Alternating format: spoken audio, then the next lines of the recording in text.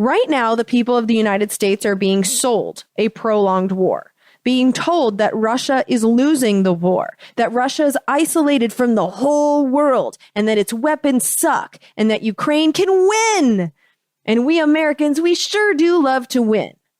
But here's the bottom line. Here's Dan Blumenthal again of the American Enterprise Institute.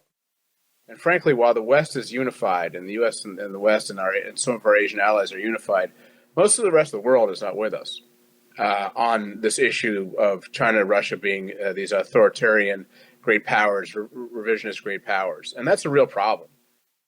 Russia's not isolated.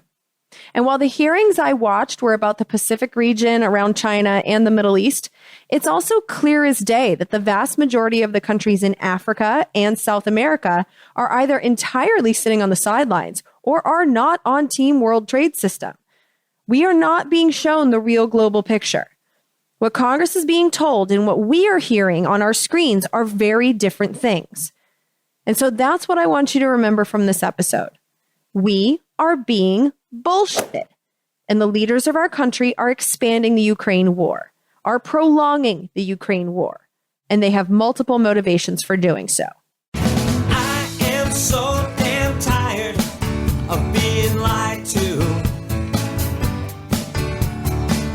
I don't think I can deny it anymore. You can't stick to your story if you think it flies. But I'm not gonna buy it anymore. Hello, my friend, and thank you for listening to the 253rd episode of Congressional Dish. I'm your host, Jennifer Briney. If this is your first time checking out my podcast, first of all, thank you for listening. And you should know that this is a podcast that I've been doing for about 10 years now. I am not a Republican. I am not a Democrat. I have discovered that I have many problems with both of those parties. So you're not going to find a tribalist, partisan bitch fest here. Instead, what I have set out to do is to create a podcast that examines what Congress is doing in my name and with my money. And this episode is a perfect example of that mission because Congress just passed a law that funnels a metric ton, which is an exact unit of measure, of our money to Ukraine. Congress also passed 3 other laws that have flown under the radar related to Russia's invasion of Ukraine that I also wanted to know about. And so, for this episode, I read and outlined all 4 of those laws that have been passed to either punish Russia or arm Ukraine or both since Russia's invasion of Ukraine began on February 24th. Since that war began, I've also been reading the daily press briefing transcripts from the Pentagon because that's a normal person thing to do. I've also read dozens of articles and papers, and all of those you can read for yourself by using the links that I have collected for you in this episode's extensive show notes. And on top of that, I watched 4 congressional hearings, which were about 10 hours total, that took place in the House and the Senate. And I did that because I wanted to understand the bigger picture about what is happening as a result of Russia's invasion of Ukraine. I wanted to understand how this war is reshaping power politics around the world. And so today, in this episode, I'm going to summarize all of that for you. And because trust is earned, I have fact-checked everything I'm going to tell you today. And again, you can see the sources for yourself on your podcast app, maybe, depending on which app you use, but definitely on congressionaldish.com and on Patreon. And if you value having this information, and with it a unique perspective that has not been filtered by editors who have advertisers and access to the powerful in mind, please support this podcast. Because we are getting financially rocked right now, and I don't understand it. I just don't understand it. We're losing more people than we're gaining, and I don't get it. Because I know this show has value. Because I wish, this is why I'm doing this podcast, I wish that someone had collected all of this information for me and presented it to me so that I didn't have to. But that's not the media that we have. We have the media that regurgitates government propaganda, that interviews war profiteers as experts without telling the audience that these assholes make millions on weapons of war. We have a media that brands what happened in Ukraine in 2014 as a revolution of dignity, without bothering to mention that the people in charge of our government right now are the same exact people who directly participated, in fact directed, the replacement of Ukraine's government in 2014. That event served as the first domino in the chain that led to an 8-year civil war in Ukraine, a war they didn't really bother to talk about. And during that civil war, we paid to create the new Ukraine government's military. And Russia, for their part, funded the resistance to that new government. For 8 years, Ukrainian bodies piled up in the eastern half of Ukraine. And the world met to discuss how to end that violence and came up with a unanimous solution. The regions in the east, known as the Donbass region, were supposed to be semi-independent. That's the deal that the whole world agreed to. They would be independent, but still a part of Ukraine, much like a state is here in the United States. But the government of Ukraine, the one we helped to install, they stalled on making that a reality for 7 years. And the American people were told about none of this. And then on February 24th, Vladimir Putin, the president of Russia, invaded Ukraine to accomplish with mass murder what he was too weak as a person and a leader to accomplish with diplomacy. And now there are so many thousands of dead people, Ukrainian cities reduced to rubble, and no end in sight. And if anything I just said about the recent history in Ukraine is news to you, first of all, I'm not surprised. But if that is the case, then you should listen to Congressional Dish episode 244. I produced that in December 2021, which is a couple months before the Russia invasion began, but they were already talking about the possibility of it in Congress. And so in that episode, I explained all of that historical context in detail, and I let you hear the proof for yourself. It will really help you to understand what's going on now, to understand what went on then. Because the corporate media, funded via advertisements, paid for by companies that make money off of wars, and the media willing to omit vital information out of fear of losing interview access to the powerful men and women in Washington, D.C., that corporate media did not tell us the whole story about what led to the war in Ukraine, and they are not telling us the whole story now. Now, I don't pretend to know the whole story, but I do know that the conversations taking place in Congress right now, the testimony by experts to our Congress, they're insightful. And I now have nuggets of information in my brain from listening to these hearings, and I think you should have this information too. And so that's what we're doing here today. Collecting information so that you can help your brain form a more complete, bigger picture when it comes to what is happening in this world right now. And again, if you value that, this is a listener-supported podcast that needs your support. So please keep that in mind as you listen to this episode and hear things that I guarantee you will hear nowhere else. Now, before we get into the weeds, let's take a look at where the war stands as of this recording on the 3rd day of June, 2022. Right now, the government that we have been helping to create since 2014, it still stands. Vladimir Putin's troops tried and failed to take over the capital. The war has now moved back to the region where the civil war has been raging for all of these years, into the eastern regions of Ukraine, into the Donbass region, to the regions that the world has already unanimously agreed should have some independence from the Ukrainian government. Now, Vladimir Putin's goals there remain unclear. Does he intend to conquer those areas and grant them full independence? Because it does seem clear that letting them remain a part of Ukraine, a term of the agreement, is not on his agenda. But does he intend to make them actually independent, or does he intend to absorb the Donbass region into Russia, as he did with Crimea, which is the peninsula off the southern coast of Ukraine that has long housed Russia's Black Sea Fleet, that he took control of a few days after the Ukrainian president was overthrown in 2014? The answer to that question is unknown. But looking at a map, Russia is clearly connecting those two properties. Russia has essentially conquered a land bridge between the Donbass region and Crimea, which, and this is important to know, that is a chunk of land which represents approximately 20% of Ukraine that has huge gas shale formations, which financially means it has a lot of unfracked and unprofited from natural gas. And so Russia is trying to conquer more than land. There are riches beneath the Ukrainian soil. And that soil is also blessed with fertility. And a consequence of this war is just beginning to be felt around the world. And that consequence is related to food. Here's Caitlin Welsh. She is the director of the Global Food Security Program at the Center for Strategic and International Studies. And here she is testifying to a House Foreign Relations Committee subcommittee on May 18th. The war has reduced supplies and increased prices of foods exported from Ukraine and Russia, namely wheat, maize, and sunflower oil, driven up demand for substitute products, and reduced fertilizer exports from the Black Sea. Today's high cost of energy puts further pressure on food and fertilizer prices. Most vulnerable to the impacts of these price spikes are countries for whom wheat is a major source of calories, that rely on imports to meet their food security needs, and that source a significant proportion of their imports from Ukraine and Russia.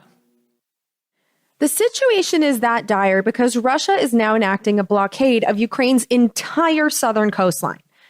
Now, please look at a map if you don't have one of Ukraine already in your head.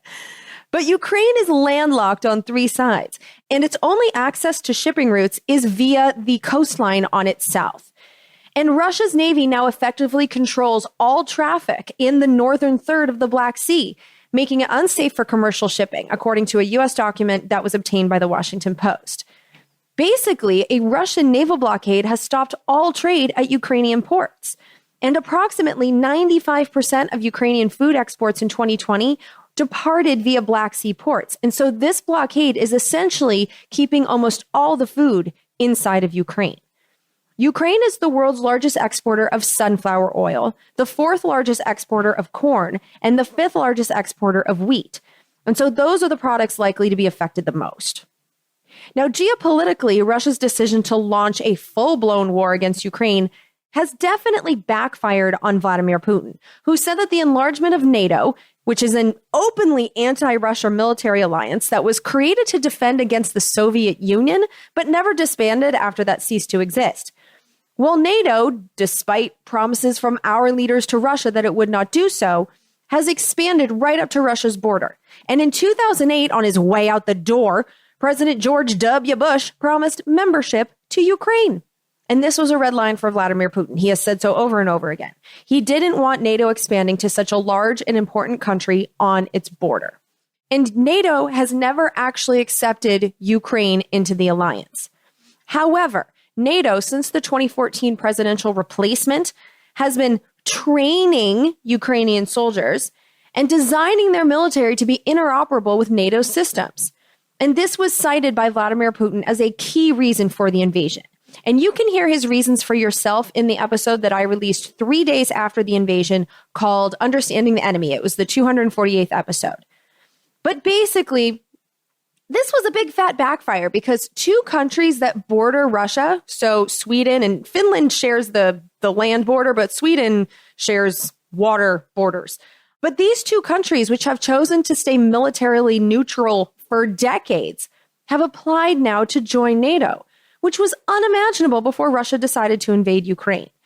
Now, as far as their ascension into NATO, that's not entirely assured because Turkey is currently objecting to them joining. So it's not a sure thing because one country's objection is enough to stop the expansion. But the process has begun. The intent is there by Finland and Sweden. And if they do eventually join, that's two more countries that we are going to be legally required to militarily protect. It's also worth knowing that while NATO right now is a military alliance between the United States and only European countries, the foreign ministers of Australia, New Zealand, Japan, and South Korea are going to join the NATO leaders in Madrid at the NATO summit that starts on June 28th. And so an even larger expansion outside of the European region is possible now. As for our military, like just the U.S. military alone, and our involvement in the war in Ukraine, let's start with what we're not doing.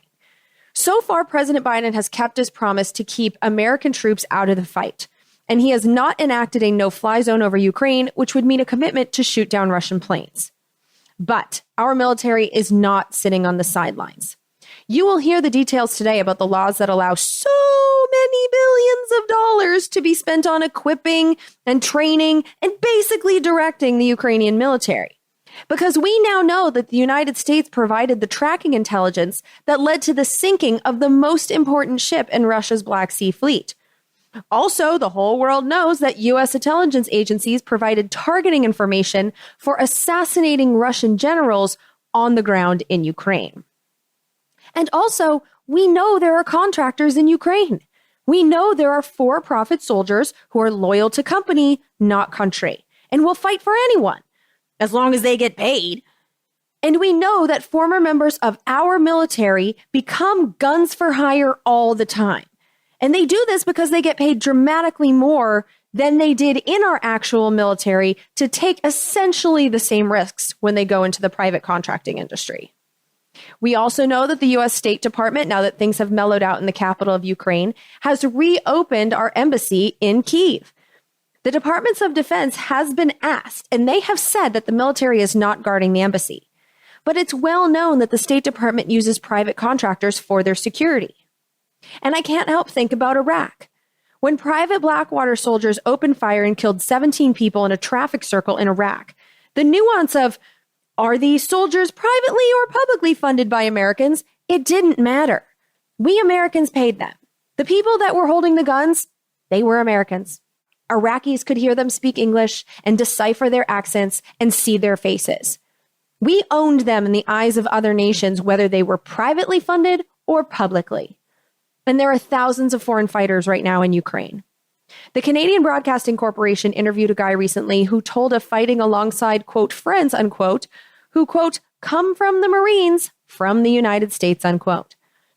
And so troops aren't technically fighting in Ukraine, but in reality, we are walking a bullshitty line by allowing any American fighters to be on the ground in Ukraine fighting, whether if it's for profit or for country.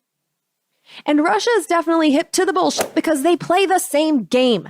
They hire contractors too. President Vladimir Putin has increasingly been relying on one particular company called the Wagner Group. In a fascinating read published by the amazing journalists Joaquin Sapin and Joshua Kaplan at ProPublica, they describe the Wagner Group as, quote, a private and unaccountable army that allows Russia to pursue its foreign policy objectives at low cost and without the political backlash that can come from foreign military intervention, unquote. And so the Wagner Group, it's Russian Blackwater. The Russians know our game, and they're copying our playbook. So that's the perfectly safe and normal situation that we have right now in Ukraine. And so now let's take a look at what Congress has done to manage it. Starting with the law you have definitely heard about, the $40 billion one. Now, first, this thing became law at lightning speed, which proves that Congress, with Democrats in charge of it, can in fact get things done one bill at a time when they actually want to. Because this bill was requested by President Biden on April 28th, and he requested it to be about $33 billion worth, which was mind-blowing when we first heard about it.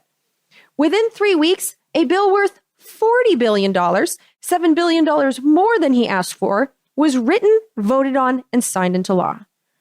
And I also need to note that when this Congress funded the government for 2022, 6 months late, so it happened in March instead of September, they included $13.6 billion for weapons and money for Ukraine. And so this is actually Ukraine funding law number 2 since the invasion began. And it took just 3 weeks from request to law. And it actually would have passed faster, except for a filibuster that was performed in the Senate by Senator Rand Paul of Kentucky. And here's how Senator Paul explained his decision to filibuster, to try to stop the bill from moving forward, or to at least slow it down from lightning speed. This is from the Senate floor on May 12th. My oath of office is to the U.S. Constitution, not to any foreign nation. And no matter how sympathetic the cause, my oath of office is to the national security of the United States of America.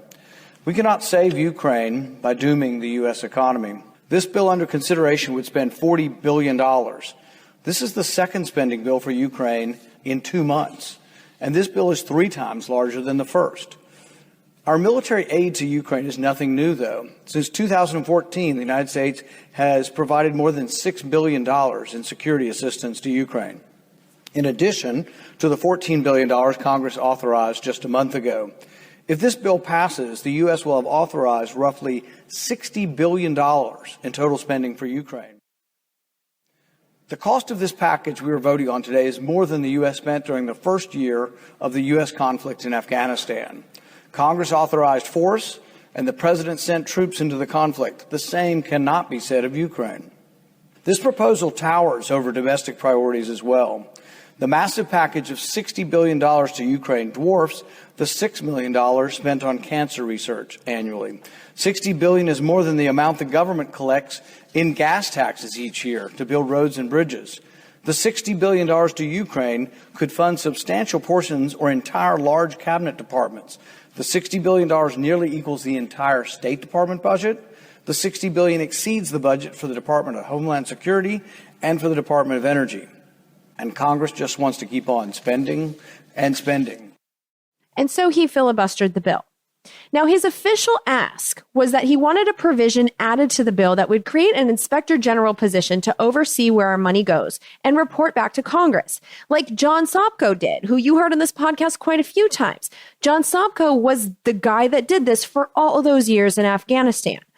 And so that's what Rand Paul was officially demanding. He wasn't actually trying to stop this funding from going forward, but he was trying to make sure that we understand where the money and the weapons end up.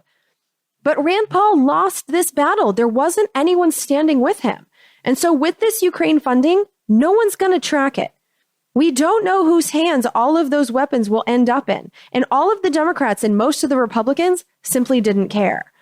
They actually got pissed at Rand Paul for attempting to add this basic level of accountability and slowing down the money. Just like how they don't seem to care about flooding our own country with weapons and making this a dangerous place, they're doing the same thing in Ukraine. No responsibility or accountability for whose hands weapons end up in. And so the bill passed. In the House of Representatives, the bill passed 368 to 57, and all 57 of those no votes were Republicans. In the Senate, the bill passed 86 to 11, and again, all of the noes were Republicans. And then the bill was flown to the other side of the world to South Korea so that President Biden could make it law as soon as possible. And no, in case you're wondering, that wasn't necessary and therefore wasn't the fastest way to sign the law. But the other way is via an auto pen, and that doesn't make for a good somber photo op like the one that Biden posed for in front of South Korean officials. And while we're talking about overwhelming congressional yes votes on sending untracked tens of billions of dollars in weapons into a foreign war, let's just take a beat and acknowledge that at least 20 federal lawmakers or their spouses hold stock in Raytheon Technologies and Lockheed Martin. Both companies' stock, especially that of Lockheed Martin, have risen since Russia invaded Ukraine on February 24th. And by the way, doing this job for a living, do you think that it has escaped my attention that I could make a lot of money using this knowledge that I have gambling on company stocks? You know, the Javelin, that's a joint Raytheon Lockheed Martin made missile. And do you know how many times I've heard the word Javelin while watching at least 5 hearings this past year about the war in Ukraine? It has to be literally hundreds of times. It seems like Lockheed Martin and Raytheon are as close as it gets to being a sure thing on the stock market right now. And so why don't I do it? Because it's a shitty fucking person thing to do. I wouldn't feel like I'm leading an ethical life pocketing war profits, because war profiteering on a small scale is still war profiteering. And while I'm no purist, I know that even doing basic ass investing, betting on the S&P 500 means that I'm sucking from the corporate teat. But to bet on these companies individually, to help them specifically to manufacture weapons of death and then to pocket the proceeds, I just can't. But 20 national level lawmakers do not feel the same way. About 4% of our current lawmakers, we know for sure that they have chosen to use the awesome trust that we place in them to decide where our taxpayer money gets spent to funnel money to war companies, which directly funnels money back to themselves. They're even advocating for specific products from those companies. And that kind of conflict of interest amongst our lawmakers, it just shouldn't be allowed. But it is. And too many of our current lawmakers are shameless and unethical enough to do it. And here's just a couple of especially egregious examples. Now, I know she's basically a cartoon character at this point, but Marjorie Taylor Greene of Georgia, she who screams at school shooting survivors, she is a shameless war profiteer too.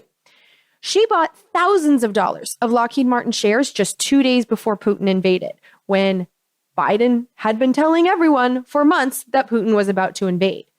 And then on the day of the invasion, she actually had the balls to tweet, quote, "War is big business to our leaders," unquote. Jesus. Now, the good news is that she doesn't have much power in Congress. She's not allowed on any committees because, I don't want to get into it, but she's not allowed on any committees because she's basically a horrible person. She went down. You know who Marjorie Taylor Greene is. And if you don't, lucky you. Don't worry about it. Unless you're in Georgia, in which case, worry about it in just Georgia. What the hell? But she's kind of irrelevant when it comes to actually crafting laws. But some of the war profiteers in this Congress have very real power, like Representative John Rutherford, who since the beginning of the Trump years has represented Jacksonville, Florida. He bought thousands of dollars worth of Raytheon stock on the day that Russia invaded Ukraine. And he's not just some powerless lawmaker who sits outside of the closed doors and tweets crazy things for attention. He sits on one of the most powerful committees in the House, the Appropriations Committee, the one that decides where our money is spent. It's mind-boggling that our system allows this conflict of interest. And it's even more mind-boggling that a lawmaker has so little shame that he'd make that buy on invasion day. And it's even more mind-boggling that the statistics suggest that Jacksonville, Florida will most likely hire him to represent them again, because most Americans don't know about any of this, and we're so scandal fatigued that we just vote party and assume everything will always suck. And so it does. I swear to God, apathy is the American public's fatal flaw. And so I put the article with the full list of Raytheon and Lockheed Martin investors in Congress. It's a Business Insider leak. I put that article in the show notes for you so you can find out who these people are for yourself. But there's so many names on the list, and they're big names in both parties. But the culture of these 535 humans in our Congress right now, the norms that they have accepted as normal, we have to sweep the old out of Congress. We just have to. Because the worst part about this is how uncontroversial this behavior is to them.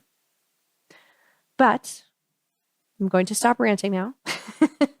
Regardless of their corruption, let's now look at where the $40 billion will actually go, as best we can tell, before it makes it through the chain of profit and into the pockets of at least 20 lawmakers. So $40 billion. About half of that money, about $20 billion, is going to go to the Department of Defense. And about half of that, over $10 billion, will be to replace weapons that were taken out of U.S. military storage units and handed over to the Ukrainians and to other countries that are playing on Team Ukraine, or to just straight up buy more weapons. Put another way, over $10 billion, a quarter of this massive investment, is going directly to the private weapons manufacturers. Then about $6 billion of this money is going to go towards the Ukraine Security Assistance Initiative. This is a program that we have been talking about since 2014. This is a program that has been funded every year since the Obama-Biden administration helped to overthrow Ukraine's president in 2014. In the 8 years between that coup and the Russian invasion, we put $6.4 billion into the program, which is what was used to literally build Ukraine's military via the Joint Multinational Training Group in Ukraine. The group created a training facility, which is a military base in non-propaganda terms. But it created this facility in Western Ukraine, and on that not a base, U.S. Army and National Guard soldiers trained Ukraine soldiers. We bought them equipment and weapons, we provided them intelligence, and we paid the salaries and expenses of Ukraine's military personnel. And so when I keep saying that we built their military, I mean that literally. We even pay their soldiers. And this training has continued since the invasion began. It just moved out of Ukraine. The Pentagon is refusing to tell reporters exactly where the new training base is. But basically, in this new law, we doubled the amount of our tax money dedicated to continuing to buy Ukraine a military and to train and pay their soldiers. This alone justifies the label of proxy war for the war in Ukraine. Ukraine's military would not exist in its current form were it not for our money and soldiers. Fuck NATO. This is our money that's been doing this. Since 2014, the Ukrainian government has not been independent of us for 1 second, and that dependence is clearly going to continue. Ukraine is also going to get money and weapons from the State Department's Foreign Military Financing Program. Based on reports that I've found that have been prepared for Congress, I'm estimating that the State Department's Foreign Military Financing Program has funneled at least $1 billion to Ukraine between the coup and Russia's invasion in February. And this new law will provide $4 billion more. Now, it's important to note that this money is allowed to be spent in Ukraine or, quote, in countries impacted by the situation in Ukraine, unquote, which is extremely broad. And so who knows where this $4 billion will actually go. And I think it's important to know that there was a change to this program that I have never seen before that will be effective this year and in 2023. The change was that this money that's going into the State Department's Foreign Military Financing Program can also be spent on buying Ukraine weapons and, quote, defense services, unquote, which I read as allowing Ukraine's officials to use our money to directly hire private soldiers from anywhere in the world with no accountability for who they are and what they do with our money. Ukraine's war makers get our tax money, and the Biden administration can turn a blind eye. It creates plausible deniability. And so, in a year or two, when the inevitable, oh, this horrible private contractor did a horrible thing on the Ukrainian side. How did this happen? When that story is published, the Biden administrations will claim that they played no role and they have no idea how our money was spent on such a person doing such a terrible thing. But this is how those situations are facilitated, by little unexamined tweaks to laws. These things are not accidents. This stuff happens by design. And more, I'm learning that some of the shadiest things that our government does are funded by the State Department, our friendly diplomacy wing. Well, I've already told you that the Defense Department is getting about half of the $40 billion. But the other half, that's going to the State Department. They're getting almost $19 billion, which too many people are assuming is going to the stuff that you would think that the diplomacy people would handle, the things that we want to give to the Ukrainian people. You know, we want to help them. We want to give them food and shelter and transportation to safe places. I care about the Ukrainian people. This is the stuff I'm willing to fund. And this money will do a little bit of that. Emphasis on little bit. Because there is money for food and shelter for Ukrainians who are caught in the middle of all this, whose neighborhoods are getting rubbleized as I speak. But it's less than $4.5 billion. It's about 10% of this bill. And refugee assistance, that's even more pathetic. That's less than $1 billion. The largest chunk of money in the State Department's half of this, even more than the $4 billion that was allocated for foreign military financing, over $8.7 billion is going to go into the Economic Support Fund. And in the government funding law for this year, the entire Economic Support Fund got $4 billion. And so with this law, Congress tripled the funding. And the problem with that is that the Economic Support Fund is the slushiest of funds. Quoting directly from the U.S. Code, Economic Support Fund money can be spent on, quote, assistance to countries and organizations, unquote, to, quote, promote economic or political stability, unquote. Translation, the State Department can essentially give it to whatever country or group they want for whatever they want. And I have no way to tell you where this money will actually go. But that said, a telling provision was buried deep in the law that allows money from this $8.7 billion money bucket to be transferred to other State Department accounts, including the, quote, Transition Initiatives account, which is a regime change account. And I can't help but remember that I produced episode 229, which I titled Target Belarus, almost exactly a year before Russia's invasion. I produced an episode of this podcast about a provision buried deep, like real deep, in a thousands of pages 2021 government funding law. A provision that authorized and expanded an economic war with the goal of regime change, with the goal of the replacement of Belarus's president, Alexander Lukashenko. And you better bet your ass that now that Lukashenko has allowed Putin's troops to use his territory as a pathway into Ukraine, that regime change has to have moved higher on the priority list. Now, obviously, I can't prove that, but I would bet my life on it. And so that's what triggered my spidey sense when I saw transfer authority for $8.7 billion into the Transition Initiatives account. Lukashenko has a target on his back labeled Transition Initiative, as does Vladimir Putin himself, which I will prove to you shortly. But back to the slushy economic support fund, Congress did put one limit on what the money could be spent on. They limited funding for preventing and responding to food insecurity with this money bucket. The limit was $760 million, less than $1 billion. So no limits on weapons purchases or any accountability for it with State Department funds. No limits on how much can be transferred for transition initiatives, but a limit was placed on food programs. And so just remember that next time you hear anyone in Congress talking about how much they care about the Ukrainian people or people in general. The vast majority of the funding in this law is dedicated to the purchase of weapons of death. This law is designed to expand a war. And that's it for the $40 billion law. Now let's move on to the other three. Congress has also passed and Biden signed the Ukraine Democracy Defense Lend-Lease Act of 2022. This passed the Senate without a vote. They just said, yup. And so there was nothing recorded. And in the House, it passed 417 to 10. And again, all of the noes were Republicans.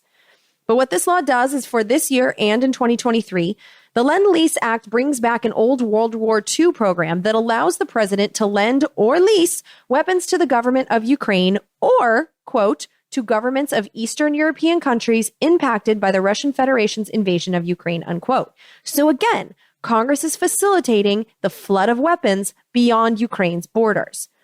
This law also exempts these temporary weapons transfers from provisions of law that limited them to 5 years, which in reality makes them indefinite, and exempts these transfers from provisions of law that require these countries borrowing our weapons to either give them back or pay us. And so really, when I look at the Lend-Lease Act, I see it as a sneaky way of gifting even more weapons to Ukraine and other countries, but not having to put those expenses on the books. These are gifts that look like borrowing. This law is just an accounting gimmick to me. Another law that was passed and Biden signed is the Ending Importation of Russian Oil Act. This was, again, unanimous in the Senate. It passed 100 to 0. And in the House, the vote was 413 to 9. This time, there were 2 Democrats that voted no. It was Cori Bush of Missouri and Ilhan Omar of Minnesota, and the other 7 no's were Republicans. But what this law does is it bans the import of a long list of fossil fuel products produced in Russia from being imported into the United States. But it does allow the president to end that ban if he certifies that Russia and Ukraine have agreed to a ceasefire on terms that were accepted by Ukraine's government and terms that pose no threat to any NATO country. And then finally, the last law that I know of that's been passed in the past couple of months related to Ukraine is the Suspending Normal Trade Relations with Russia and Belarus Act. This one passed the Senate 100 to 0, and then the House vote was 424 to 8, and again, all of those no's were Republicans. What this law does is it first acknowledges that Russia was welcomed into the World Trade Organization in 2012, and that Belarus has applied for membership in the World Trade Organization. The law then applies tariffs to all products imported from Belarus and Russia until the end of 2023, which is kind of WTO illegal. And so this essentially means that WTO rules will no longer apply to trade between the United States and those 2 countries for the next year and a half. The law also requires the U.S. Trade Representative, who right now is Catherine Tai, to, in our names, encourage other WTO World Trade System countries to no longer follow the WTO rules in regards to Russia and Belarus. We are also going to encourage other countries to kick Russia out of the WTO and prevent Belarus from ever getting in. Maybe not ever, but at least for the next 2 years. And long term, I think the last 2 bills, those are the ones that I think that will end up being the most significant when it comes to long-term division of power in this world. Because big picture, the reason we're involved in this Ukraine cluster at all is because of the devotion of our current leaders and all of the U.S. leaders of mine and my parents' lifetimes to the idea of a global order that the United States effectively controls. Here's President Biden on March 26th, a month into the war, during a speech that he gave in Warsaw, Poland. There's simply no justification or provocation for Russia's choice of war. It's an example of one of the oldest human impulses, using brute force and disinformation to satisfy a craving for absolute power and control. It's nothing less than a direct challenge to the rule-based international order established since the end of World War II. And it threatens to return to decades of war that ravaged Europe before the international rule-based order was put in place. We cannot go back to that. We cannot. The international rules-based order that they put in place governs international flows of money. And I do think it's worth noting that the rules that they have put in place has funneled money to the richest people in the world. The results cannot be argued with. And nowhere is the wealth more concentrated now at the top than in the home of the rules-based order's headquarters, the United States. The current order that we are paying literally trillions to protect was created after World War II when the winners got together and decided how to rule the world. They set up a global meeting room, the United Nations, where almost every country is represented. But it was a meeting place with an unfair power dynamic.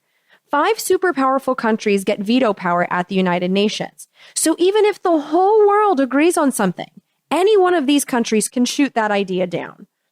The result is that any action debated by the world in the United Nations that negatively affects these 5 countries or any other country they want to protect, that action is prevented because of these vetoes, rendering real accountability for powerful countries impossible. The 5 countries with veto power in the United Nations are the United States, Russia, China, the United Kingdom, and France. Along with the United Nations, they also created an economic system that they intend to be global, and I've nicknamed it the World Trade System. The first 2 pieces of that economic system were created right after World War II as well. This all happened at the same time. And those 2 institutions are the World Bank and the International Monetary Fund, which I've come to think of as the World Bank's loan shark. The International Monetary Fund, or IMF for short, loans governments cash in return for changes to their economic laws that I do think it is safe to say always make the country easier for multinational corporations to extract wealth out of by letting the multinationals sell that country's natural resources, or that allow the multinationals to pay that country's workers as little as possible to create their crap in order for these companies to save on labor and pocket the difference. So, for example, the IMF was offering Ukraine's 2013 government cash that it needed, but the IMF was demanding privatization of fossil fuel resources, privatization of agricultural resources, privatization of their electrical grid, all kinds of painful legal concessions that would assimilate Ukraine into the world trade system and allow multinational corporations into Ukraine to profit.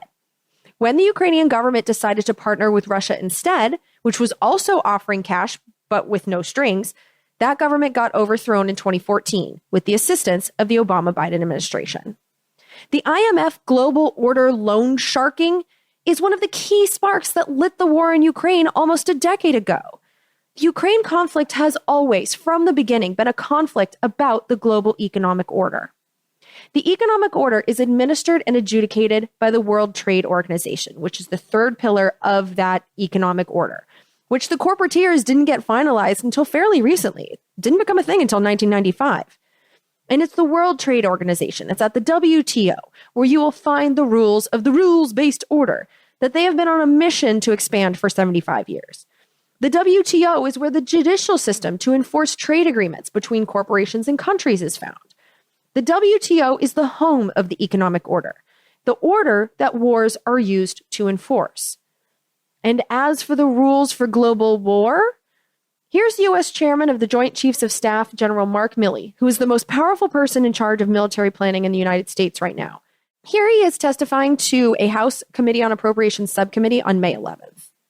Alongside our allies and partners, at any given time, approximately 400,000 of us are currently standing watch in 155 countries and conducting operations every day that keep Americans safe.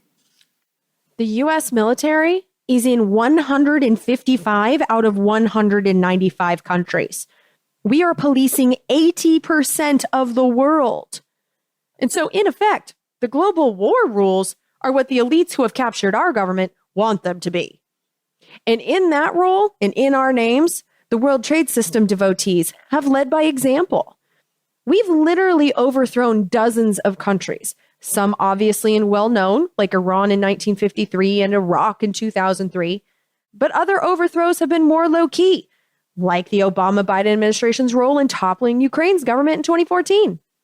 But every single time I've researched the backstories to try to understand the motivations for our regime changes, the refusal of a foreign leader to assimilate into the world trade system, either fast enough or at all, is always, always, always a factor in their replacement. The world trade system is what we stand for. It's what we fight for, whether most Americans understand that or not. And most don't. Because I know I didn't. I know that I wouldn't if I hadn't created this show, because no one explains this to us this way. In fact, they hide the reality of the system's true nature from us with nicknames. You've already heard one of them, the rules-based international order, as if all global orders aren't sets of rules. But most offensively, they have hijacked the word democracy, and it really pisses me off, because their order is not a democratic order. We, as in all of the voters in all of the countries of the world that are expected to participate in this order, we don't get to directly elect our representatives in their system. And like I told you before, big countries have veto powers. The United States, our country, has just refused to participate in its judicial system. We refuse to participate in the International Criminal Court, which was set up to prosecute global war crimes. And the U.S., during the Trump administration, openly exercised a policy of retaliation against those that even tried to sue us in that court. And it's not just the United States. Russia and China refuse to participate in it as well. But in an actual democracy, the kind that we would aspire for, no one would get to opt out of the judicial system. No one would get a veto on what laws and actions apply to them. And the people would get to vote. That's just as basic as it gets. And a telling sign that democracy is not what we're actually fighting for is the fact that our leaders don't give a hot damn that partners are not even pretending to be democracies. Saudi Arabia, for example, is governed by a monarchy. One rich-ass family rules them all. But our leaders have been just fine with the monarchy as long as that monarchy has kept the oil flowing. Not even the fact that most of the 9/11 hijackers were Saudis got the power elite in Washington, D.C. to turn against that monarchy. And in the 1990s, when the Soviet Union fell, and Russia had a choice between democracy and enacting economic reforms that would allow the privatization of Russian assets and allow multinationals freer reign in Russia to profit, when the choice was democracy or the economic system, we supported Boris Yeltsin, the guy who would enact the World Trade System demanded economic reforms, even though he literally attacked the Russian parliament with tanks to get it done. Allies in this system are determined via contracts, not voting booths. And so what they are doing in our names is not democracy. And as soon as you start swapping the word democracy for the phrase World Trade System, a lot of things start to make a lot more sense. At least they have for me. But what's happening right now is absolutely fascinating.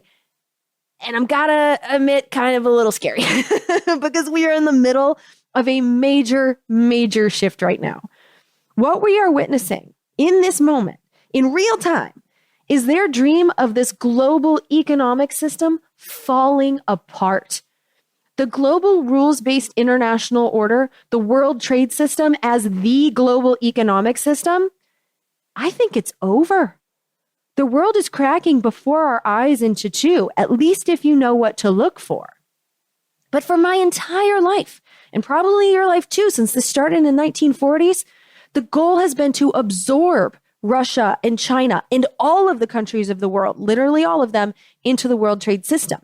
But now, instead of there being one global system that every country is to be a part of, there's a clear shift that we've been documenting on this show for a while now. The reality is there are two major economic systems in this world. There's the World Trade System, and there's whatever the hell China is creating. Here's General Mark Milley again. Currently, we are supporting our European allies and guarding NATO's eastern flank in the face of the unnecessary war of aggression by Russia against the people of Ukraine and the assault on the democratic institutions and the rules-based international order that have prevented great power war for the last 78 years since the end of World War II. We are now facing two global powers, China and Russia, each with significant military capabilities, both who intend to fundamentally change the current rules-based order.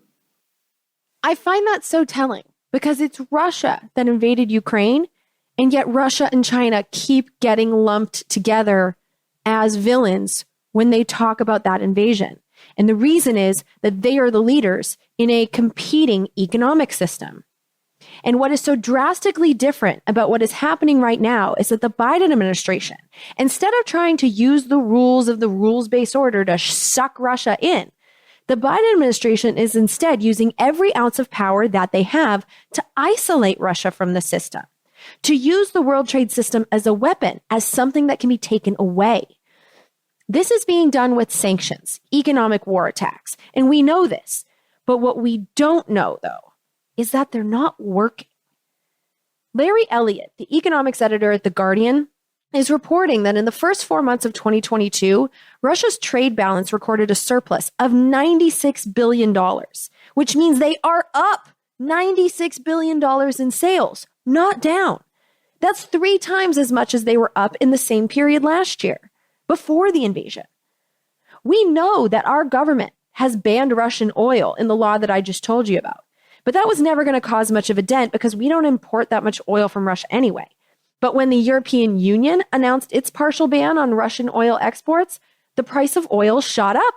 We all know how absurdly high prices are right now for gas. And when that happens, Russia, as a major oil seller, makes a shitload of money. And there are customers for Russian oil. Unlike what we keep being told, the rest of the world is not saying no. It's just us in the EU. China is buying more oil now than it did in 2021, 50% more. And even the EU, with their ban, they're only gradually reducing their purchases of fossil fuels from Russia. And it shouldn't be surprising that governments care more for their people having the supplies they need than they care about punishing a rogue warmongering country. The lack of economic resistance to our unjustified wars has proven that to be the case time and time again. It's no different with Russia. And on top of oil, Russia is also still making money on food, another thing that they sell that is rapidly increasing in price around the world. Here's Caitlin Welsh again. She is the director of the Global Food Security Program at the Center for Strategic and International Studies. This testimony is from May 18th. USDA has projected that 35% of the current wheat crop from Ukraine will not be harvested this year. So their exports are curtailed. At the same time, Russia's exports are continuing. Russia has been exempted. Russia's agricultural exports and fertilizer has been exempted from sanctions for the United States, EU, and other countries. So Russia continues to export. In fact, USDA is estimating that Russia's exports are increasing at this time. And I'm also seeing open source reporting of Russia stealing grain from Ukraine, relabeling it, and exporting it at a premium to countries in the Middle East and North Africa. So if you have been led to believe, maybe because you are being bullshitted to believe, that Russia is economically screwed because of our sanctions and Russian defeat is just something we have to wait for, think again. Now, this doesn't mean that the sanctions against Russia are doing nothing at all. That's not what I'm saying here. The IMF is estimating that Russia's economy as a whole is going to shrink by 8.5% this year, which will hurt the Russian people for sure. But here's the question. Who's going to withstand financial pain the longest? A ruthless motherfucker like Vladimir Putin? Or the World Trade System presidents whose populations either are or will soon be experiencing food shortages? In our country already, the chorus of complaints about gas prices and food prices is loud. And those complaints are also being heard all over Europe, which pays far higher fossil fuel prices than we ever have. And then there's other poorer countries in the World Trade System that depend on food supplies from Ukraine, and they run the risk of having their populations literally starve. So pain is being felt all around because no one wins in war, ever. But one thing is for sure. Over 3 months into this war, the sanctions haven't stopped the war. But now I'm seriously questioning if they were even supposed to. Because in my research for this episode, after watching the hearings and reading the daily Pentagon press briefings that get emailed to me every morning, I'm seeing a disturbing strategic shift in our government's approach to how they're dealing with the war in Ukraine. I'm seeing the goalposts move, and I think we need to be aware of these shifts. So in February, when the invasion started, the initial goal of the Biden administration seemed to be simple: defend Ukraine from Russia and stop the bombings and killings as soon as possible, because that's certainly what they said. But now the conversations are sounding more like this. Here's President Biden in that speech from March 26th on a stage in Warsaw, Poland. I came to Europe again this week with a clear and determined message for NATO, for the G7, for the European Union, for all freedom-loving nations. We must commit now to be in this fight for the long haul. We must remain unified today and tomorrow and the day after, and for the years and decades to come. The long haul. Years and decades. Excuse me? Why are we talking about this lasting so long? Well, here's Defense Secretary Austin on April 25th during a press conference during which he is standing next to our Secretary of State Antony Blinken, who nodded in agreement with everything Defense Secretary Austin said. Here's the question from a reporter. Are you defining America's goals for success any differently in Ukraine now than you were at the beginning of this war? And if so, what are those goals today? I'll just start and I'll let Secretary of State to give his thoughts. But I think, and he's already kind of indicated the first piece of this, we want to see Ukraine remain a sovereign country, a democratic country, able to protect its sovereign territory. We want to see Russia weakened to the degree that it can't do the kinds of things that it has done in invading Ukraine. If that's the goal, then it's purposeful strategy to keep the war going. If you want to weaken Russia, not just stop them, you want the war to continue as long as possible, no matter how many Ukrainians need to die and how many of their neighborhoods have to explode. Now, one way for these ghouls to make that happen is to set impossible goals, which of course take a long time to even attempt to accomplish. And I've been talking about an impossible goal in regards to Ukraine that I've seen listed as the official U.S. policy in law after law since 2014. I'm talking about the goal of giving Crimea back to Ukraine. Now, Crimea was Russian when my parents were born in the early 1950s, so not that long ago.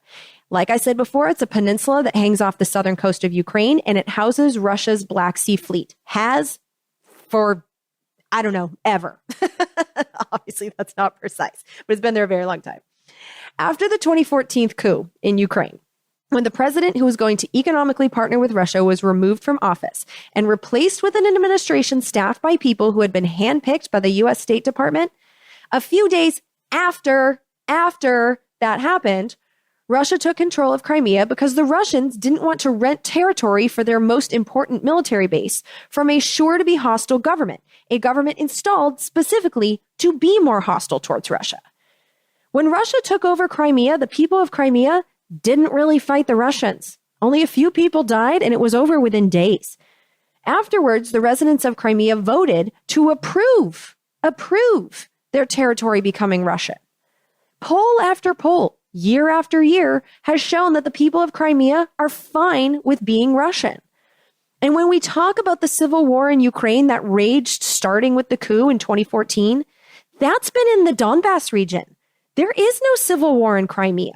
They are two completely different situations.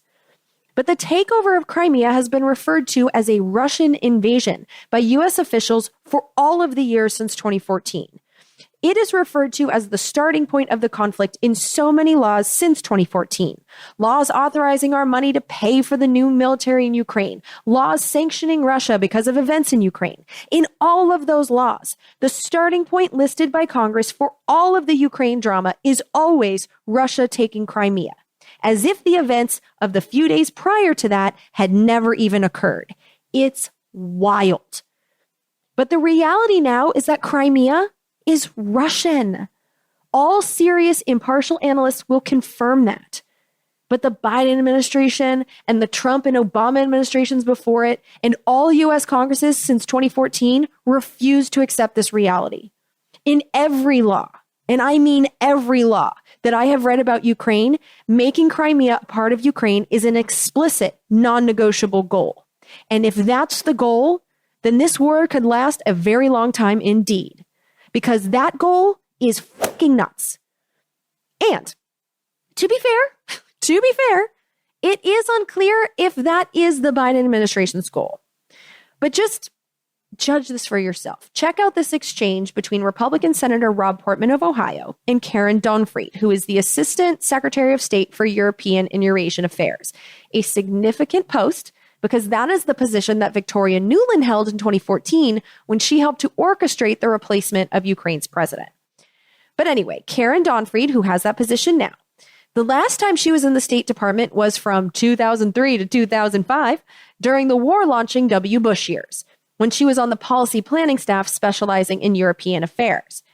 She's one of those behind-the-scenes blob members who, regardless of what party is in charge, is still in government, and she is experienced in expanding wars with European countries. And so here's her exchange with Senator Portman on May 12th in the Senate Foreign Relations Committee. You all are waking up every morning, I know, with the thought in mind that America's role here is to help Ukraine win. And I want to talk a little about how we define victory. When Secretary Austin said after meeting with President Zelensky that we can win this war against Russia, this happened a few weeks ago, I thought that was positive. On Monday, the foreign minister of Ukraine, who all of us have had a chance to visit with, said, of course, the victory for us in this war will be liberation of the rest of the territory. So, Assistant Secretary Donfried, first, just a yes or no, do you believe Ukraine can win this war? Yes. And how would you define victory? Would you define victory as requiring the return of all Ukraine's sovereign territory, including that the Russians seized in 2014? Well, Senator Portman, thank you for that question, and thank you for your engagement on these issues.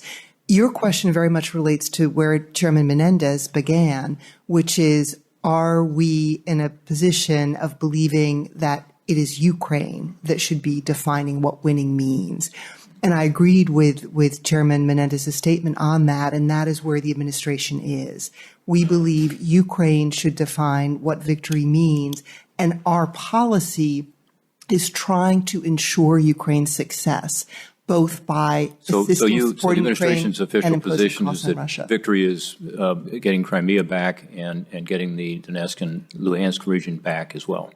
Again, I believe that is for the Ukrainians to define. So the State Department line is that Ukraine will decide if returning all territory, including Crimea, to Ukraine is the goal. But in reality, is it really up to them? You know, Congress is clearly aware of what they put into 8 years worth of laws. They know that the Biden administration is supposed to, by law, pursue that goal of getting Crimea back into Ukrainian territory. And if that's the case, that means the Biden administration would be legally required to use its power to torpedo any negotiation that would let Russia keep Crimea. And so it remains to be seen. Will the Biden administration do so?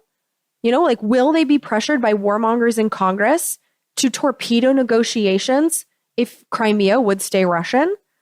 And the State Department won't answer that question. And as for President Biden himself, he just released an op-ed under his own name in the New York Times on May 31st. And in it, he said, quote, "I will not pressure the Ukrainian government, in private or public, to make any territorial concessions. It would be wrong and contrary to well-settled principles to do so," unquote. And that's not really an answer either. Because of course the Biden administration won't pressure the Ukrainians to let go of Crimea. But will Biden let them let go of Crimea? Because U.S. law says the sanctions on Russia, at least some of them, cannot be removed until the president certifies that Crimea is Ukrainian. And so would the Biden administration help Ukraine to end the war and remove sanctions if Crimea were something that the Ukrainians would be willing to give up? And that's not clear at all. But there's reason to think that a negotiation is just not, in general, what's being pursued. There's reasons to think that the Biden administration's goal is so much bigger and dangerous. Here's President Biden in his March 26th speech again in Warsaw, Poland, speaking about Russian President Vladimir Putin. We will have a different future, a brighter future, rooted in democracy and principles, hope and light, of decency and dignity, of freedom and possibilities. For God's sake, this man cannot remain in power. Now, Biden did walk back that statement since he said it. In the op-ed from last week, Biden said, quote, as much as I disagree with Mr. Putin and find his actions an outrage, the United States will not try to bring his ouster in Moscow, unquote. And so that statement in the speech was clearly Biden word vomit, but that's also why I'm concerned that the statement in the speech is what he really thinks. Because we're talking about Joe Biden here. Let's be real. This is the man who assisted personally in the 2014 Ukraine regime change. This is a man who voted for George W. Bush's overthrow of Iraq in 2003. This is a man who is clearly not above doing the regime change sort of thing. And what's more concerning is it's not just President Biden talking like that. So here's Senator Joe Manchin, the Democrat who is not the Senate Majority Leader, but who has clearly been the most powerful Democrat in the Senate in this Congress. Here he is being interviewed in the World Economic Forum's meeting in Davos on May 23rd, which was just last week. And this meeting in Davos is the creepiest annual meeting of global elites where they get together and very bluntly discuss their plans for world domination. And this is what Joe Manchin said on that stage. And I am totally committed as one person to seeing Ukraine to the end with a win, not basically resolving in some type of a treaty. I don't think that is where we are and where we should be. Can I just follow up and ask you what you mean by a win for Ukraine? I mean, basically moving Putin back to Russia and hopefully getting rid of Putin. So that's a Democrat in Congress, a powerful Democrat in Congress. And here's a high-ranking senator from the other party, Republican Senator Lindsey Graham, speaking on Fox News. If Putin's still standing after all this, then the world's going to be a very dark place. China's going to get the wrong signal, and we'll have a mess on our hands in Europe for decades to come. So let's take out Putin by helping Ukraine. President Biden and members of both parties in Congress have openly advocated publicly for taking out Putin. And now things are escalating in scary ways. So, for example, on May 24th, President Biden was at a meeting in Japan. And during that meeting, Russia and China together flew 6 nuclear-capable bombers for 13 hours over the Japanese and East China Seas, which was an obvious "don't f with us" message. And then after that, this week, the Biden administration announced that for the first time, they intend to use our money to buy Ukraine rockets and launchers from Lockheed Martin, capable of sending powerful satellite-guided missiles about 50 miles, which is far enough to attack inside of Russia. Now, President Biden did say that he only authorized the longer-range rockets to be gifted to Ukraine after the Ukrainians pinky promised not to launch them into Russia. But how the f could we possibly stop them? In response, the spokesperson for the Russian government said, quote, "We believe that the United States is purposefully and diligently adding fuel to the fire," unquote. And then Russia's defense ministry performed a nuclear war drill with 1,000 members of its nuclear forces. This war is growing bigger, even if we can't see it yet, even if no bombs have dropped outside of Ukraine yet. And we are being sucked not just into it, but into the center of it. Ukraine, by all measures, seems to be housing a proxy war. The real war is not for the territory of Ukraine. It's so much bigger than that. This is a war between two competing global power structures. And despite what our media keeps telling us, Russia is not losing this war. It is true that Russia did not take over the Ukrainian capital. The Ukrainians stopped them. But this isn't a David versus Goliath story that they keep trying to sell to the American people. Ukraine's military, over the course of 8 years, was created by the United States of America with help from NATO countries. But Ukraine's military was created and trained by the most powerful and financially packing military that the world has ever known. Ukraine's military was funded with billions and billions of our dollars. It was given our weapons. It was trained by our guys. It was trained by the best fighting force in the world. Russia is not just fighting a bunch of brave commoners armed only with bottles and sticks. And I'm not trying to say that the Ukrainians have not been heroic in defending their country. The Ukrainians have been incredible. They have fought so hard and are paying such a high price to keep the Russians from violently taking their land. The Ukrainian people are truly awe-inspiring, and that's why I want the war to stop. They don't deserve to be in the middle of this. But the idea that Russia got defeated by a bunch of people that were, grabbing what they could from inside their houses, it's just not true. The Ukrainian military is a force to be reckoned with. We made sure of it. And I guess looking at it, at least our investment in their military was effective. You know, we can't keep our people housed or manage a pandemic response or keep our bridges from falling down, but we sure as can build a war machine. And so the Russians are fighting against a formidable U.S.-trained military force. And the Russians are still taking cities while fighting against it. Also, the Russians, despite failing to take Kyiv, are still nuclear armed. The Russians have not used their most powerful weapons, and Ukraine has the potential to no longer exist if they chose to do so. Also, and this is really important, and this is something that I feel like we are just not aware of, it's very important to know that the Russians are also far from alone, despite all of the rhetoric here in the United States about Russia being isolated from the world. Because experts who are testifying into empty rooms in Congress are telling our lawmakers about a very different reality from the one we're being fed on screens. The two sides here are not matched up in the way that we are being led to think they are. And so first, let's take a look at our partners, our side in this war. In mid-May, Defense Secretary Austin held the second meeting of the Ukraine Contact Group, which is made up of all the countries that are also sending money and/or weapons to Ukraine. There are 47 countries participating, which the Pentagon described as a, quote, true global community, unquote, of countries that want to be on Team Ukraine. But here's the problem. 47 countries are on Team Ukraine. There are 195 countries in the true global community of the world, which means that in reality, less than a quarter of the countries in our global community are actively supporting Ukraine. And when it comes to what that support is and the amount of it, God, I wish this is one of those times I wish we did a video podcast here because you have to see this chart. I did put it in the show notes for you, but there's a chart of all the top spenders. And dude, it's us. It's almost all us. The country sending the second most is Britain, which is sending less than 10% of the amount we are.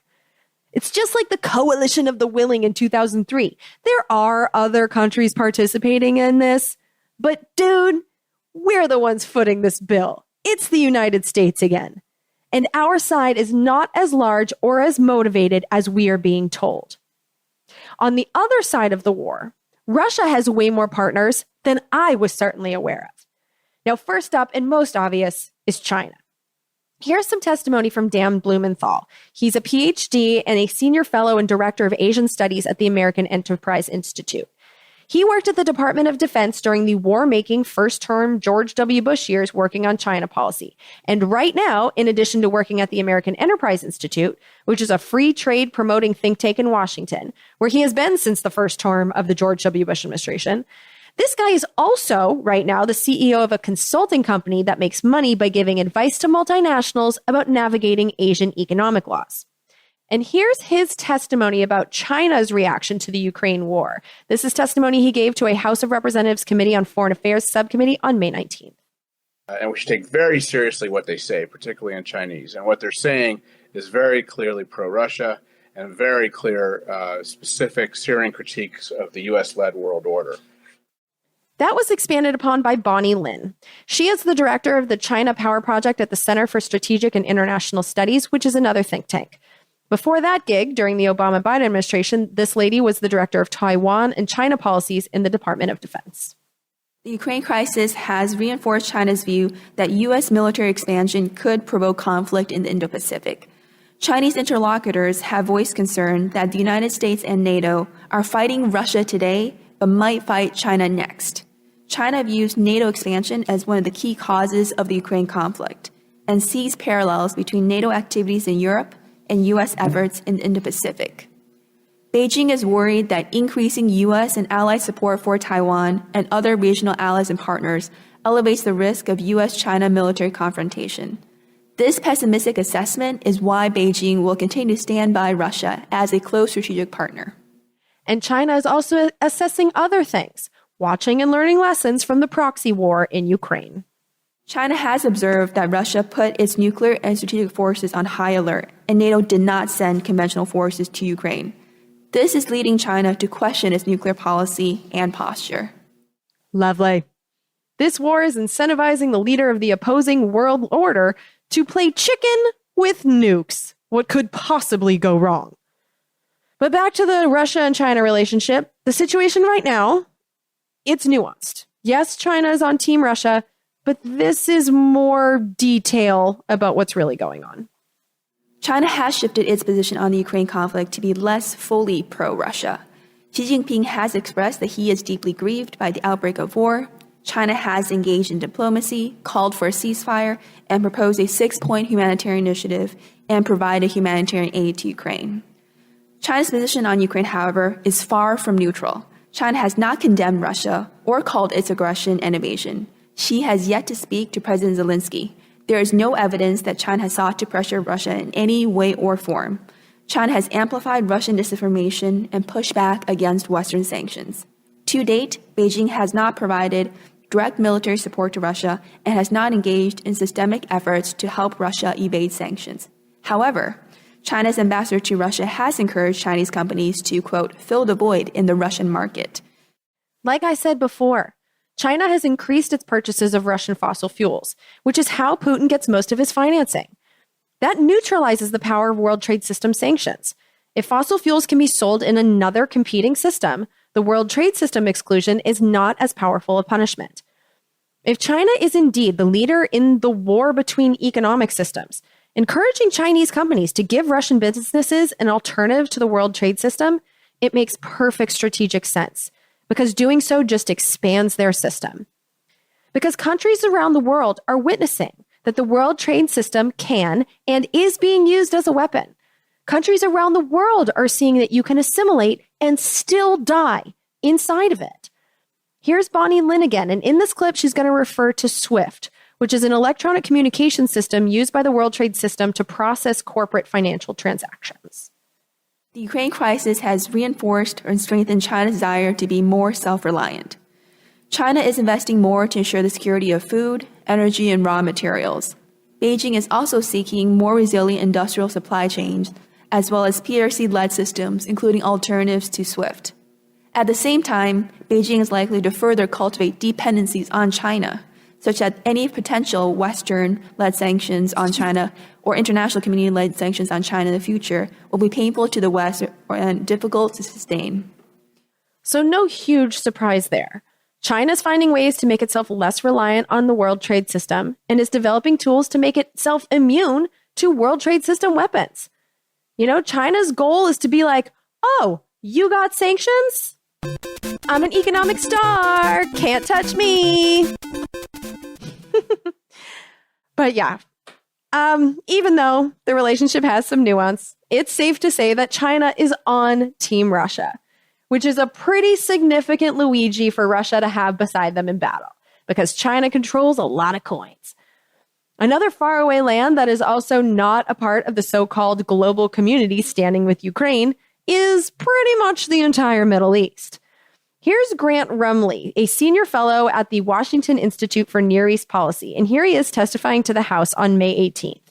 The institute he works for does research and advocates for policies in the Middle East. But before that, this guy worked in the Department of Defense, making Middle East policy in both of the Trump and Biden administrations. Before that, he worked for the Foundation for the Defense of Democracies, which, you know, replaced democracy with World Trade System, and you know what they do. They defend the World Trade System. And here's his May 18th testimony. Russia is one of the few countries in the world to maintain a relatively positive diplomatic standing with nearly every country in the Middle East. It does so through a combination of an active military presence, high-level diplomatic engagement, and a concerted effort to position itself as a viable source of arms should countries seek non-U.S. material. But now that Russia has invaded Ukraine, how is the Middle East reacting to that? Here's Hannah Notte. She is the Senior Research Associate at the Vienna Center for Disarmament and Nonproliferation. This woman is a former Goldman Sachs global investment analyst who has spent the last 10 years since leaving Goldman researching for various firms.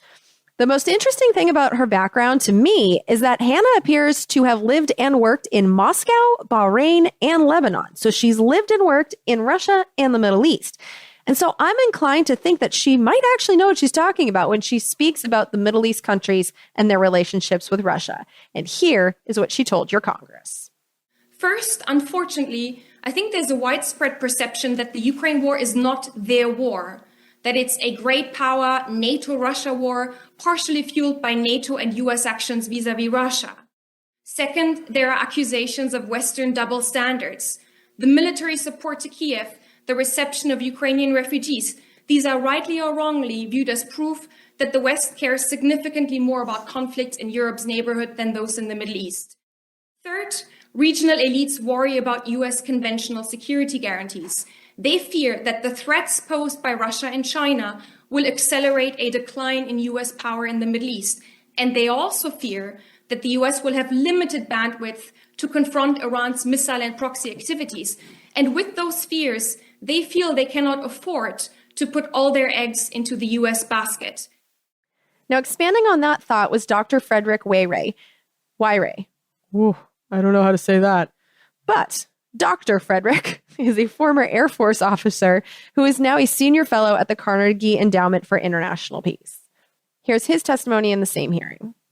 When countries in the region buy U.S. arms, they believe they're buying much more than the capability, the hardware, that they're purchasing an insurance policy, right? And I think especially for states in the Gulf, there's a fundamental sense of insecurity. These are states that face Iran, but they're also autocrats. I mean, they're insecure because of their political systems. They face dissent from within. We saw that with Egypt, and so they're purchasing a whole stream of, U.S. assurances. They believe they are. Which is kind of fascinating to hear, that autocrats in the Middle East, our partner autocrats, buy weapons from us to protect them because they know that the U.S. will protect them. Even though they're autocrats, they're not democracies, but we protect them. Again, our allies in the rules-based order are determined by contract, not by democracy. And Middle Eastern countries, they form relationships via contracts and money and trade too. Back to Hannah Notte we go. And then finally, each regional state has very distinct business and security interests with Russia. As a result, and I'll end here, I think US opportunities to get regional states to turn against Russia are circumscribed. Loosening these ties that states have been building with Russia will require a heavy lift. And with the reality in the Middle East since the invasion of Ukraine, here is Dr. Frederick, whose last name I still don't know how to say. Now, in the wake of its invasion of Ukraine, Russia is trying to reap dividends from its investment in the region, call in favors, and capitalize on local ambivalence and hostility to the United States, both from states and from Arab publics. America's Arab security partners have deferred on joining the Western condemnation of Russian aggression, and some have refused to join efforts to isolate Russia economically. One such country in the Middle East where Russia was heavily invested and is reaping dividends is Syria, whose relationship with Russia since the Obama and Biden administration's failed regime change attempt has grown far stronger than I was aware of. So quick flashback here. The year after the Obama and Biden administration low-key and successfully orchestrated a presidential replacement in Ukraine, they wanted to replace the president of Syria, Bashar al-Assad. They were far less low-key about that regime change attempt. So here's key parts of high-ranking State Department official Ann Patterson's testimony to Congress in 2015. And by the way, when she gave this testimony, she was sitting right next to Victoria Nuland, the Ukraine coup maestro herself, who is now number 2 in the Biden State Department. But here's Ann Patterson testifying to Congress in 2015. Let me stress that is our goal, to get Assad out, and that the goal is to remove Bashar al-Assad and his closest advisors and have this political process that would lead to a new government. The presidents and certainly the secretary has said many times that Assad's departure is absolutely critical to any future in Syria. The idea is to have a transitional government, to work on a timetable for Assad's departure, and let me be clear that that's a critical element of this policy, and then to work on constitutional review and ultimately an election in Syria. That's the basic outlines of Secretary Kerry's strategy. Those allies, do they see Assad's removal from power as imperative to deal with this situation? Certainly our European allies, our Gulf allies and Turkey do see that. They're absolutely determined that he will not remain in power. So in 2015, clearly Obama-Biden was trying to overthrow Syria. And what stopped them? Russia. Russia was asked by the Syrian president for protection against our regime change attempt. And having just witnessed what went down in Ukraine, Russia sent in money and weapons, and Syria's President Assad is still in power today. Here's Grant Rumley again of the Washington Institute for Near East Policy. Their presence in Syria has evolved from a modest airstrip in 2015 to a base at Humaymim that by open source reporting can serve as a logistics hub, a medical hub. It has the runways to host Russia's most advanced bombers. There was reports before Ukraine that Russia was deploying Tu-22 bombers there and hypersonic missiles. Their facility at Tartus likewise has their ability to stage naval assets there has expanded. They can now stage up to 11 ships there. So it has grown from a rather modest beginning to something much more, I think, challenging from a U.S. standpoint. In terms of what we can do, I think we can continue to support Ukraine and the defense of Ukraine. And the longer that Russia is bogged down in Ukraine, the harder it will be for Russia's military to extend and maintain its presence in the Middle East. And that has to be another factor in the Biden administration's weaken Russia strategy, as announced by the Secretary of Defense. If Russia bleeds out in Ukraine, it can't fight off our regime changes in the Middle East anymore. And that dynamic is certainly being considered by Middle Eastern countries. Here's Grant Rumley again. Russia's invasion of Ukraine, however, threatens Russia's standing in the region. Already reports indicate Russia has begun withdrawing some troops and mercenaries from the region to support its invasion of Ukraine. While we can expect these reports to continue if the war continues to go poorly for Russia, I'm skeptical of a full Russian withdrawal, and instead expect Russia to continue to consolidate its forces until it's left with a skeleton presence at Humaymim and Tartus, its most strategic assets in the region. Here's some more information about why the people who know things think that Russia is not likely to leave the Middle East altogether, no matter what happens in Ukraine. Here's Hannah Note again, that lady who's lived everywhere.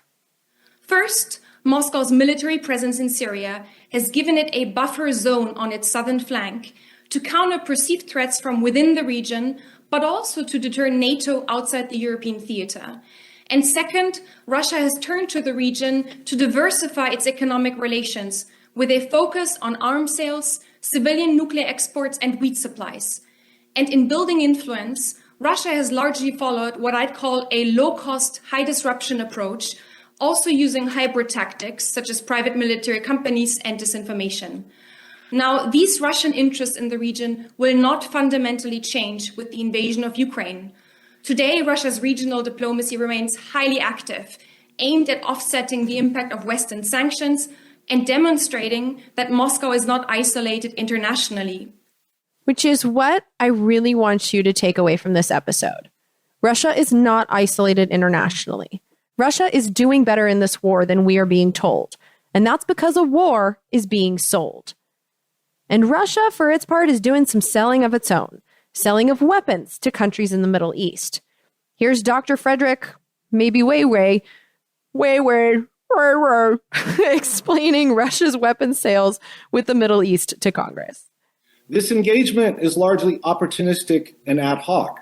It seizes on instability and power vacuums. It exploits the insecurities of U.S. partners in the region about the reliability of U.S. support and their displeasure with the conditionality that the U.S. sometimes attaches to its arms sales. Russian arms deliveries, in contrast, are faster and free from restrictions related to human rights. But Russia cannot provide the security guarantees that many Arab states have depended on from the United States.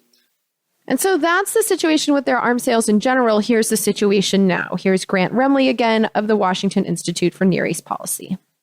On arms sales, the Russian defense industry, which has struggled to produce key platforms following sanctions initially placed after its 2014 invasion of Ukraine, will likely have to prioritize replenishing the Russian military over exporting. Further, customers of Russian arms may struggle with the resources to maintain and sustain the material in their inventory. Still, so long as Russia is able to make platforms, there will likely always be potential customers of Russian arms. And so what does that mean for Russia's Middle East weapons customers? I definitely think customers of Russian arms are going to have several hurdles going forward, not only with simply maintaining and sustaining what they've already purchased, but in some of the basic logistics, even the payment process. A Russian bank complained last month that it wasn't able to process close to $1 billion in payments from India and Egypt over arms sales. I think countries that purchase Russian arms will also now have to consider the potential that they may incur secondary sanctions in addition to running afoul of CAATSA. I think from our standpoint, there are many ways that we can amend our security cooperation approach. The Middle East, I think, is a key theater for the future of great power competition. Not only have we been competing with Russia in terms of arms sales there, but China increasingly has sold armed drones to the region. They've sold it to traditional partners, Jordan, Saudi Arabia, Egypt, and the UAE. And what they're doing is oftentimes what we're not willing to do. Our partners in the region seek co-production. They seek technology sharing. China and Russia are willing to work together to build these advanced platforms. Russia and the UAE inked an agreement several years ago to produce a fifth-generation fighter. Nothing's come of that yet. China and Saudi Arabia, however, signed an agreement a couple months ago to jointly produce armed drones in Saudi Arabia. And so I think the U.S. may want to think creatively in terms of both what we sell, how we sell it, and what we're doing to make this more of a relationship and something beyond a strict transaction.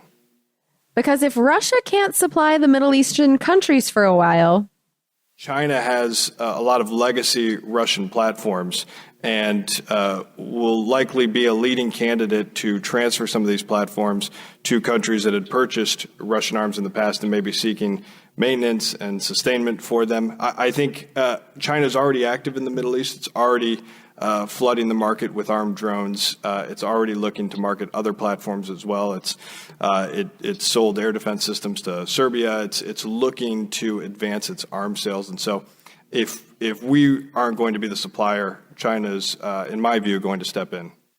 So there are money-making opportunities arising. And the only thing that needs to happen is for the Ukraine war to drag on long enough that Russia runs out of weapons and parts to sell. I think the U.S. has several partners in the middle of major Russian arms purchases that we can, like Turkey and the S-400 that has requested the F-16, or Egypt and the Sukhoi 35 that has requested the F-15. I'm not saying we have to sort of make a deal right now for that, but I think it's clear that these countries are going to have gaps in their capabilities where they had planned on having Russian platforms to complement. And we can work with our partners and work with our own defense industry and see if there's ways in which we can provide off-ramps for them to gradually disinvest these Russian platforms. So if the war in Ukraine lasts a long time and it weakens Russia, and Russia can't sell as many weapons in the Middle East, ka-ching for the multinational weapons corporations that our government fights on behalf of. And this seems like a good time to remind you that Defense Secretary Lloyd Austin was on the Raytheon board of directors when he was chosen to be the head of our War Department. And he has been working with his former company since taking command of our military. So, for example, in April, Lloyd Austin's former employer, Raytheon, was summoned to a meeting at the Pentagon with 7 other multinational corporate weapons of death manufacturers, where they were told to ramp up weapons production. Because not only will the United States taxpayers keep paying for those weapons for Ukraine, but there are other money-making opportunities arising for them in a prolonged Ukraine war. Right now, the people of the United States are being sold a prolonged war, being told that Russia is losing the war, that Russia is isolated from the whole world, and that its weapons suck, and that Ukraine can win. And we Americans, we sure do love to win. But here's the bottom line. Here's Dan Blumenthal again of the American Enterprise Institute. And frankly, while the West is unified, and the U.S. and the West and some of our Asian allies are unified, most of the rest of the country is not with us. Most of the rest of the world is not with us on this issue of China and Russia being these authoritarian great powers, revisionist great powers. And that's a real problem. Russia's not isolated. And while the hearings I watched were about the Pacific region around China and the Middle East, it's also clear as day that the vast majority of the countries in Africa and South America are either entirely sitting on the sidelines or are not on Team World Trade System. We are not being shown the real global picture. What Congress is being told and what we are hearing on our screens are very different things. And so that's what I want you to remember from this episode. We are being bullshitted. And the leaders of our country are expanding the Ukraine war, are prolonging the Ukraine war, and they have multiple motivations for doing so. I just thought that was something you should know.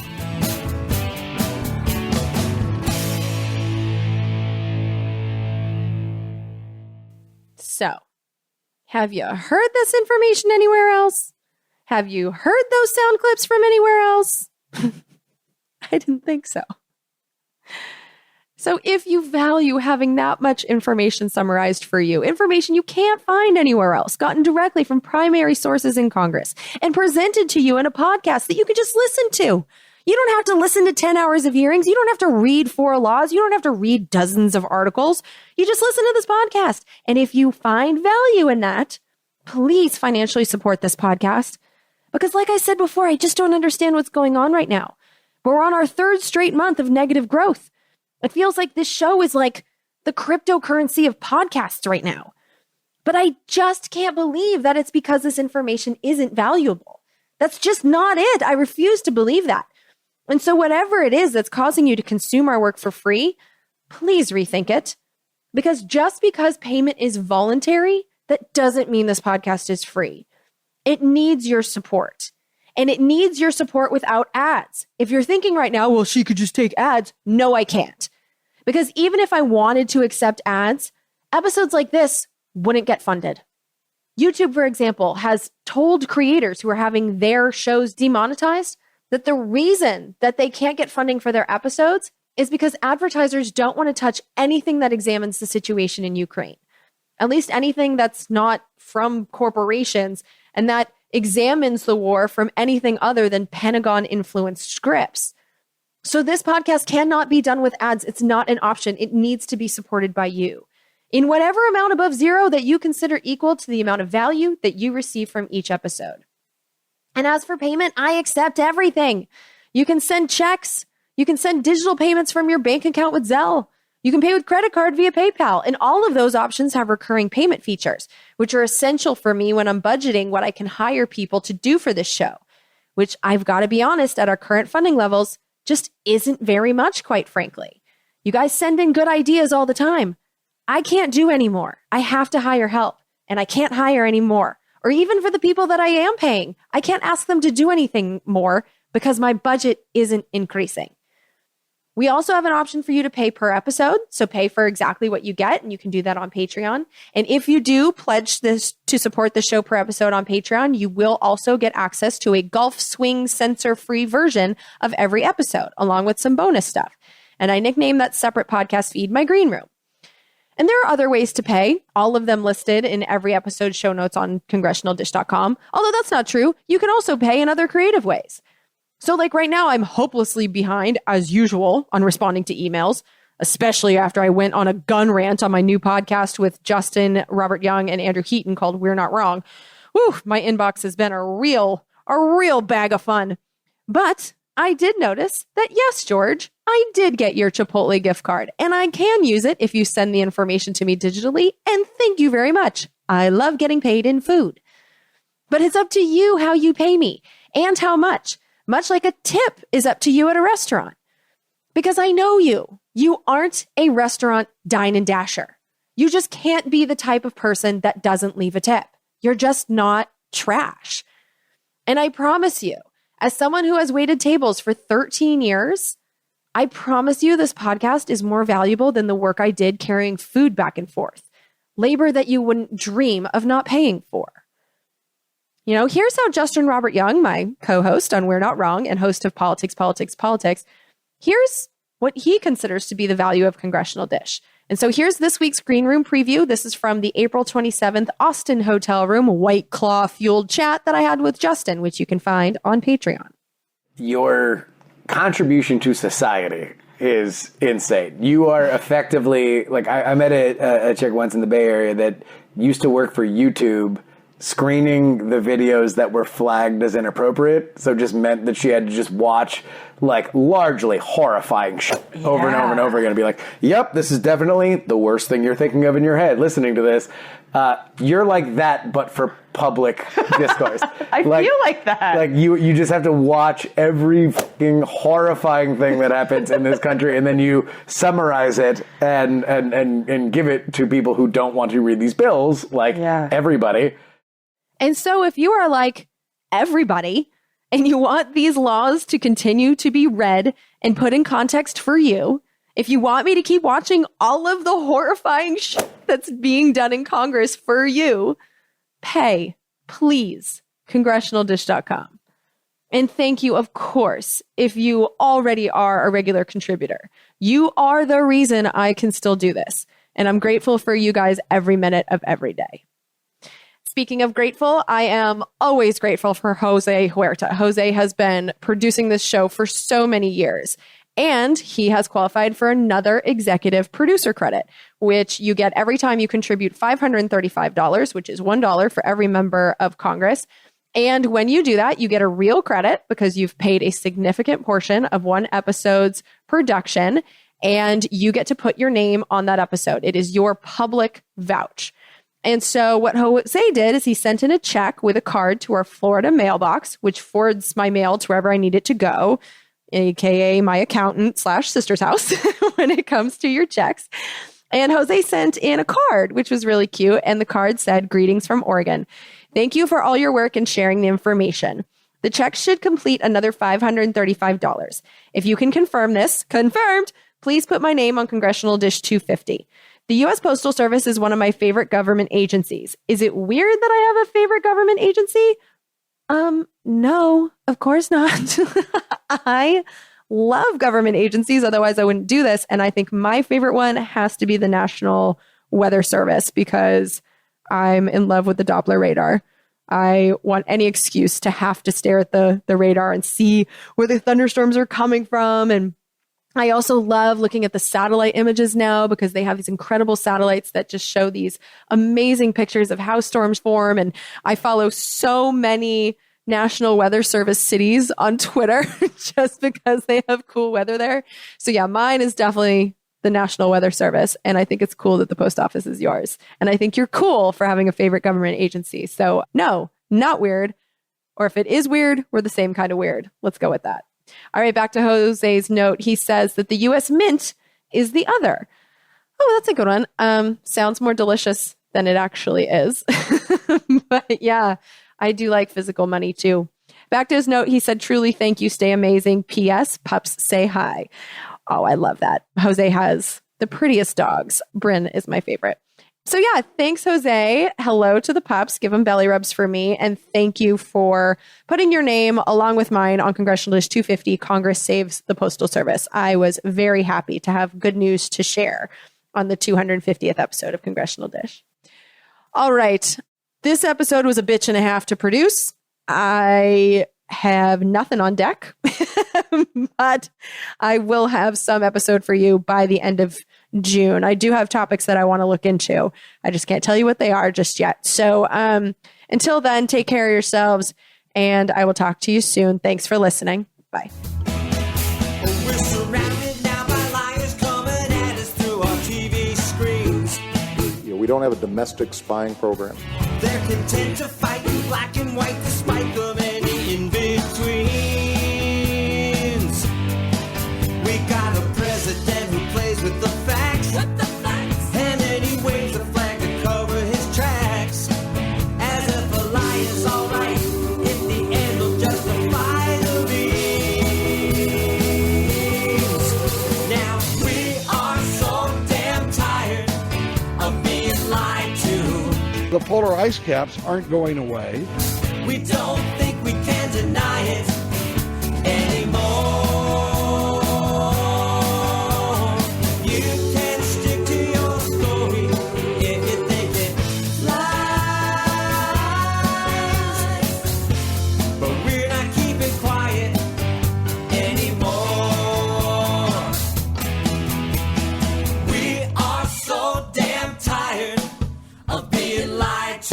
Government jobs consume the profits of the private sector. We don't think we can deny it anymore. You can stick to your story if you think it flies.